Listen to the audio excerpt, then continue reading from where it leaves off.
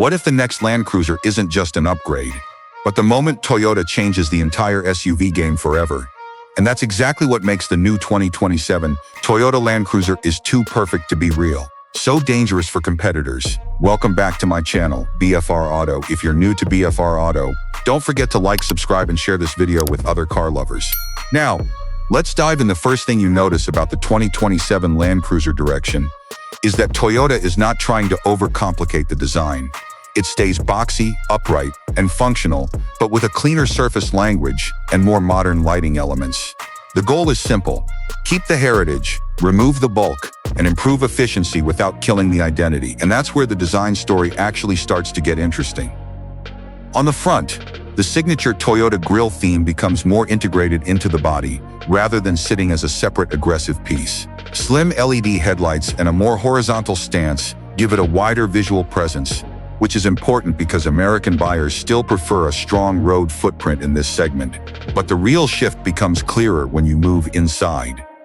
The interior direction is not about luxury overload.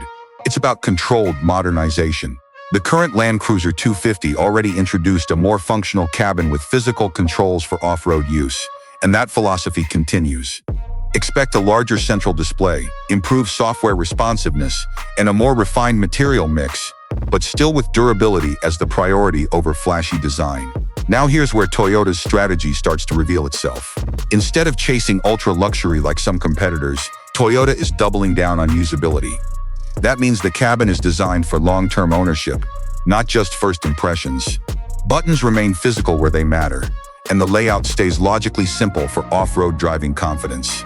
But things become far more important when we talk about what's under the hood. The current US spec Land Cruiser already uses Toyota's i4CE Max hybrid system, pairing a 2.4-liter turbocharged four-cylinder with an electric motor. Together, it produces around 326 horsepower and roughly 465 pound-feet of torque. This setup is not about raw speed, it's about low-end pulling power, which is exactly what you want in off-road conditions and towing scenarios. And this is where the 2027 direction becomes even more relevant. Rather than replacing this system completely, Toyota's logical path is refinement, better calibration, improved thermal efficiency, and possibly small output gains through software tuning. The focus is not just power, but consistency under load, especially in heat, towing, and rough terrain conditions across the US market. Now let's talk about how it actually feels on the road. Performance in this segment is never just about numbers. The Land Cruiser's Hybrid Assist gives instant torque delivery, which makes crawling over rocks or climbing steep terrain much smoother compared to traditional naturally aspirated V8 setups of the past. In city driving, it also reduces lag and improves fuel efficiency, which is one of the biggest reasons Toyota moved away from the old engine philosophy. But the real test comes when we compare it to what else is out there. Against rivals like the Ford Expedition and Jeep Wagoneer, the Land Cruiser doesn't try to win on size or pure interior luxury.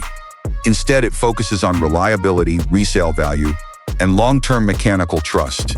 The Expedition offers more space and power options, while the Wagoneer leans heavily into luxury features. But neither has Toyota's global reputation for surviving extreme conditions over hundreds of thousands of miles. And that brings us to the ownership question. Pricing for the current Land Cruiser already sits in the mid to upper range of the segment in the US, starting around the high $50K to low $60K mark, depending on trim. By the time we reach a 2027 refresh cycle, slight increases would be normal due to software upgrades, material improvements, and hybrid system refinements. But Toyota's strategy usually avoids pricing itself out of its core audience. So the value equation remains very specific. You are not buying the most luxurious SUV.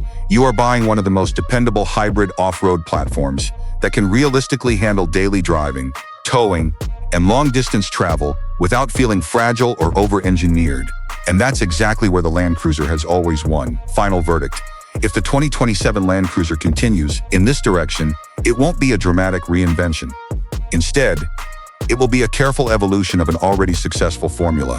Hybrid efficiency, proven off-road capability, and long-term reliability wrapped in a more modern body.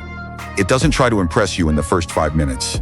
It tries to stay relevant for the next 15 years. If you want to watch more automotive content like this, make sure to visit BFR Auto for more exciting car videos. Don't forget to like this video, subscribe to BFR Auto, Share it with fellow car enthusiasts, and turn on the bell icon so you never miss our latest uploads.